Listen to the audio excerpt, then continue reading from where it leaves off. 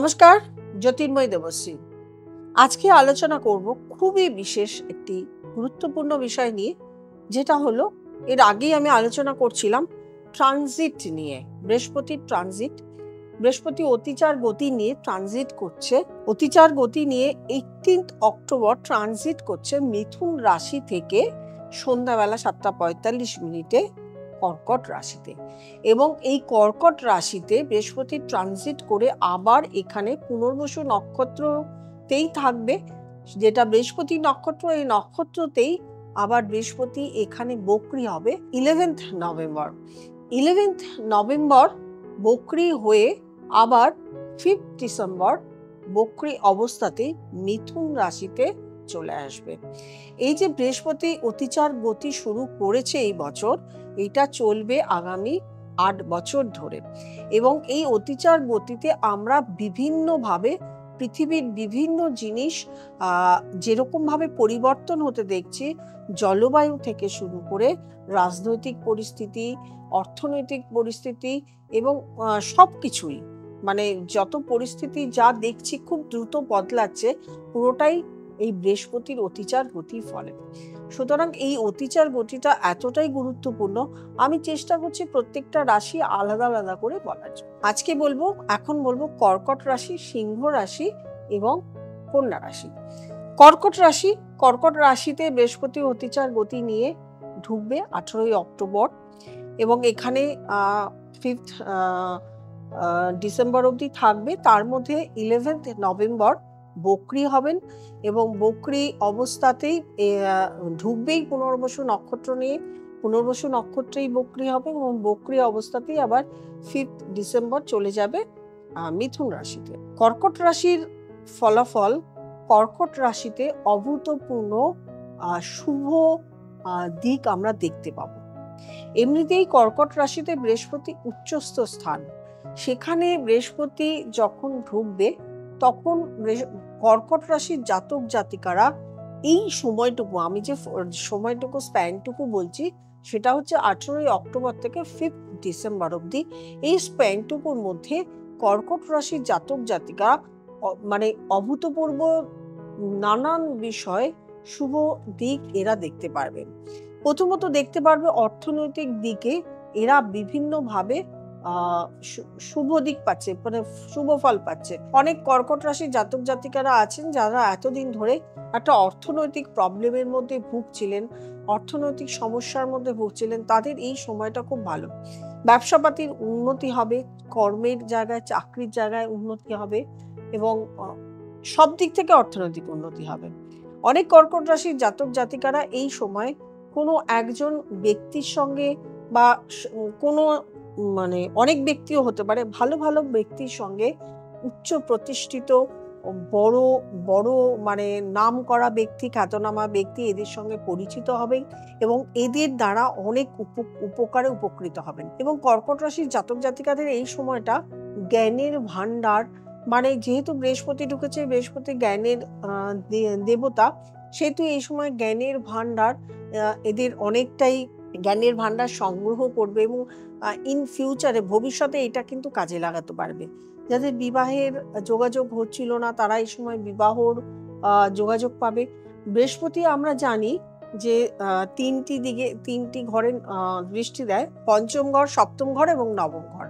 এই 3টি ঘরের দৃষ্টির ফলে, যখন পঞ্চম ঘরের দৃষ্টি দিচ্ছে, সপ্তম ঘরের দৃষ্টি দিচ্ছে, নবম ঘরের দৃষ্টি দিচ্ছে, তখন 3টে ঘরের সন্তান, অর্থ, দাম্পত্য জীবন এবং ভাগ্যের জায়গা, সমস্ত জায়গাগুলোই কিন্তু ভালো আমরা দেখতে পারবো। যারা উচ্চশিক্ষার জন্য বিদেশে যেতে চাইছো, বা উচ্চশিক্ষার জন্য পরীক্ষা দিচ্ছ, এক্সাম দিচ্ছ, বা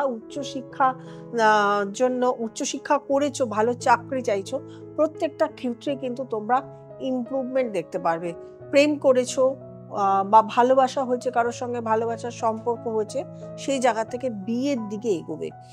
এবং যেহেতু ভাগ্যের দরজা খুলে যাবে, সেহেতু এখন যে কাজগুলো, এই সময় যে কাজগুলো হাতে নেবে, সে কাজগুলো ভালোভাবে শেষ করতে পারবে। তারপরে আসবো সিংহ রাশি। সিংহ রাশির যেহেতু আমরা জানি যে মিথুন রাশি থেকে কর্কট রাশিতে আসছে, এবং এটা হচ্ছে সিংহ রাশি 12th হাউস। 12th হাউসে ট্রানজিট করছে এবং সিংহ রাশির এটা 12th হাউস হওয়াতে 12th হাউসকে আমরা কিন্তু খুব একটা পজিটিভ ঘর বলি না। এটা কিন্তু নেগেটিভ ঘরও নয়, কিন্তু 12th হাউসকে খুব একটা পজিটিভ ঘর হিসাবে আমরা বলি না। অর্থাৎ যখন 12th হাউস মানে এই জায়গাটা অর্থহানি, অর্থ ক্ষতি, লোকসান, হঠাৎ করে মানে বাজে কাজে অর্থ নষ্ট হয়ে যাবে। যে কাজটা অর্থ খরচ হবারই নয়, সেই কাজটার জন্য অর্থ ক্ষতি হয়ে যেতে পারে। সেই জন্য সিংহ রাশি জাতক জাতিকাদের এই সময় প্রচণ্ডভাবে বুদ্ধি এবং বিবেচনা করে চলতে হবে।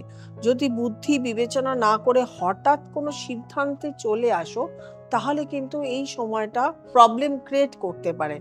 আরেকটা কথা হলো, বৃহস্পতি যখন 10th হাউসে আসে, এটা কিন্তু মোক্ষদানের জায়গা, অর্থাৎ আধ্যাত্মিক বিষয়, আধ্যাত্মিকতার দিকে এই সময় একটু বেশি মনোনিবেশ আসতে পারে। এই সময় ভালো গুরুর সন্ধান, দীক্ষা নেওয়া বা ধর্মস্থান বা তীর্থস্থানে ভ্রমণ, সেটাও কিন্তু হতে পারে। আরেকটা জিনিস দেখতে হবে যে দাম্পত্য জীবনে কিন্তু অশান্তি আসতে পারে। আর আরেকটা জিনিসও খেয়াল রাখতে হবে, দুটো ক্ষেত্রেই, কর্কট রাশির ক্ষেত্র এবং সিংহ রাশির ক্ষেত্র, দুটো ক্ষেত্রেই আমি বলবো দুজনেরই শরীর স্বাস্থ্যের দিকে প্রচন্ড পরিমাণে ধ্যান দিতে হবে। হঠাৎ করে কিন্তু অর্থ ব্যয় শরীর স্বাস্থ্যের জন্যও হতে পারে, বা হঠাৎ করে কোনো রকম রোগ ভোগের সম্ভাবনা রয়েছে। সেহেতু দুজনকেই মানে দুটো রাশির জাতক জাতিকাকেই সাবধানে থাকতে হবে। কোনো কিছু হলে অবশ্যই ডক্টর কনসালটেন্ট এবং জ্যোতিষের সঙ্গে পরামর্শ অবশ্যই নেওয়া জরুরি। এরপরে আসবো কন্যা রাশি। কন্যা রাশির জাতক জাতিকাদের 11th হাউস, আগে এতদিন ছিল 10th হাউসে, মিথুন রাশিতে ছিল, সেখান থেকেই 18th অক্টোবর চলে আসবে 11th হাউস অর্থাৎ কর্কট রাশিতে। সেখানে পুনর্বসু নক্ষত্র নিয়ে থাকবে 11th নভেম্বর, সেখানে বক্রি হবে এবং বক্রি অবস্থা থেকে আবার 5th ডিসেম্বর বক্রি অবস্থায় চলে যাবে মিথুন রাশিতে, অর্থাৎ কর্কট রাশি থেকে 10th হাউসে। আমরা জানি যে বৃহস্পতির দৃষ্টি অবশ্যই থাকবে 5th হাউস, 7th হাউস এবং 9th হাউসে, অর্থাৎ কন্যা রাশি থেকে কন্যা রাশির কোন কোন ঘরে হয় সেটা একটু দেখে নিতে হবে। এবারে কথা হলো যে কন্যা রাশির জাতক জাতিকাদের যেহেতু 11th হাউস কিন্তু প্রথমেই ধরতে হবে সাকসেসের ঘর, অর্থাৎ কন্যা রাশির জাতক জাতিকাদের এই সময়টা সাকসেস হবার যোগ রয়েছে। অর্থাৎ যারা পড়াশোনা করছো, হায়ার স্টাডিজ করছো, তারা হয়তো এই সময় কোনো পরীক্ষা বা এক্সাম দিচ্ছ, বা যারা চাকরিজীবী আছো, মানে কোনো নতুন চাকরির জন্য ইন্টারভিউ দিতে যাচ্ছ বা কোনো ব্যবসা শুরু করতে যাচ্ছ, এই সময়টা কিন্তু একটা খুব ভালো সময়, যেই সময় তার সাকসেসটা দেবে, অর্থাৎ তার সাফল্য আসবে। এবং তার সঙ্গে যখনই সাফল্য আসবে তখন তার অর্থনৈতিক দিকও শুভ, মানে খুব ভালো আসবে। এমনিতেই দশমে একটা অর্থনৈতিক আয় ভালো দেয়, কিন্তু একাদশ ঘরে যখনই আসে তখন কিন্তু আয়ের রেটটা, অর্থাৎ আয়টা বেশি হয়, সাকসেসও বেশি হয় এবং সফলতার শিখরে পৌঁছায়, নাম যশ খ্যাতি সমস্ত কিছুর প্রাপ্তি কিন্তু কন্যা রাশির জাতক জাতিকাদের এই সময়টা পাচ্ছ। একটা জিনিস মাথায় রাখতে হবে, যেটা হচ্ছে ভাই বোনের সঙ্গে যাদের সম্পর্ক খারাপ ছিল, এই সময়টা ভাই বোনের সঙ্গে সম্পর্ক ভালো হবার সম্ভাবনা রয়েছে। যাদের ধরো দাম্পত্য জীবনে একটা টালমাটাল চলছিল, দাম্পত্য জীবনে অশান্তি চলছিল, দাম্পত্য জীবন ঘিরে বিভিন্ন ধরনের প্রবলেম চলছিল, তারা কিন্তু এই সময়টা তাদের কিন্তু সমস্যা মিটে যাবে। তবে কন্যা রাশির জাতক জাতিকাদেরও বলবো এই সময়টাকে তাদের প্রচন্ড সাবধানতা অবলম্বন করতে হবে। শারীরিক দিক, শরীর স্বাস্থ্যের দিকে ধ্যান দিতে হবে। শরীর স্বাস্থ্য মানে একটু খারাপ প্রভাব হওয়ার সম্ভাবনা, অর্থাৎ শরীর খারাপ, শারীরিক অসুস্থতা, রোগ ভোগার সম্ভাবনা। তবে কিছু দিনের জন্য অবশ্যই ভালো ট্রিটমেন্ট হবে। বৃহস্পতির জন্য কিন্তু ভালো ট্রিটমেন্ট হবে, শরীর খারাপ হলেও ভালো ট্রিটমেন্ট হবে এবং সুস্থ হয়ে যাবে। প্রত্যেকটা ট্রানজিট যে কোনো গ্রহের ট্রানজিট প্রচন্ডভাবে ভাইটাল, খুবই গুরুত্বপূর্ণ। সেই জন্য প্রয়োজন, ধরুন আপনার বৃহস্পতি, আমি তো ট্রানজিট অনুযায়ী বলছি। এবার আপনার বৃহস্পতি গ্রহ কেমন অবস্থায় আছে, শুভ না অশুভ অবস্থায় আছে, কোনো গ্রহ আপনাকে কোনো পাপ গ্রহ দৃষ্টি দিচ্ছে কিনা, আপনার ঘরে কোনো পাপ গ্রহ বসে আছে কিনা, আপনার দশা অন্তর্দশা খারাপ কিনা, সেটা তো আমি এখান থেকে দেখতে পাচ্ছি না। সুতরাং প্রত্যেকটা ট্রানজিট যাতে আপনাদের অশুভ প্রভাব না পড়ে, খুব খারাপ আপনারা না থাকেন, সেই জন্যই কিন্তু প্রোগ্রামগুলো করা। সেই জন্যই কিন্তু বলা। সেহেতু সাবধানতা অবলম্বন করতে গেলে অবশ্যই আপনি একজন ভালো জ্যোতিষের পরামর্শ নিয়ে নিতে পারেন, যেকোনো আপনার পছন্দ অনুযায়ী। যদি আমাকে পছন্দ করেন তবে অবশ্যই নিচে স্ক্রলে যে নাম্বারটি রয়েছে সেই নাম্বারটিতে ফোন করবেন, বুকিং করবেন, চেম্বারে চলে আসবেন অথবা অনলাইন কনসালটেশনও করে নেবেন। আর যারা নতুন প্রোগ্রাম দেখছেন তারা অবশ্যই সাবস্ক্রাইব করবেন, লাইক করবেন, কমেন্ট করবেন, শেয়ার করবেন এবং নোটিফিকেশন অল বেলটি প্রেস করতে ভুলবেন না। প্রত্যেকে ভালো থাকবেন, আনন্দে থাকবেন। নমস্কার।